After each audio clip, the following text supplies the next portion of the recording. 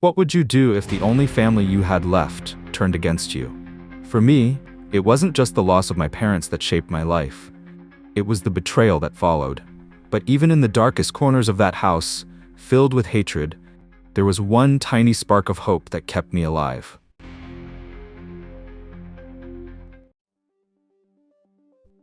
My name is Alex Taylor. My story begins in a small town, just outside Chicago.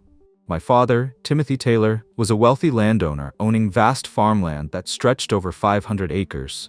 We had everything: money, food, luxury. But I was cursed with a tragedy that left a void in my life. My mother passed away the day I was born. I never got to feel her warmth or hear her voice. And as if that wasn't enough, when I turned 6, my father also passed away. Just like that, I was left alone in this big, cold world. Now, don't get me wrong, I had relatives. But being a child without parents meant I became dependent on them. My uncle, Nathan Taylor, was a city man. He had no interest in farming or the land my father left behind. In fact, he thought of my dad as some backward countryman. Yet, the moment my father passed away, Uncle Nathan swooped in and took control of everything: our land, the estate, all of it. He acted kind at first, lifting me in his arms and calling me son. For a 6-year-old who had just lost his father, those words filled a hole in my heart. Little did I know, behind his smile was betrayal. Uncle Nathan moved me to Chicago, under the guise of taking care of me.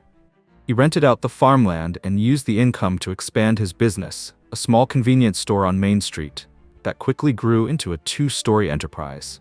Meanwhile, I was stuck living in his house, a place that felt more like a prison than a home. His wife, Aunt Linda, despised me. She looked at me like I was some unwanted stray dog they'd picked up off the street.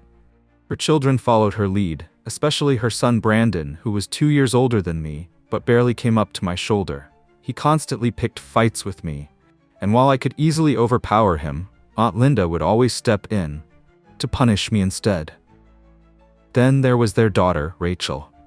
She was 3 years older than me, and carried herself with an air of arrogance that matched her mother's. She had beauty and grace, but used them as weapons to belittle me. Every time she ordered me to massage her feet or do her chores, I felt like nothing more than a servant in their house.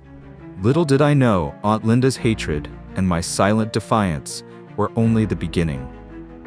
The battle for survival in that toxic household was far from over. But amidst it all, Sarah was my light, the only reason I didn't give up. And as tensions rose, I began to realize this was a fight I couldn't afford to lose.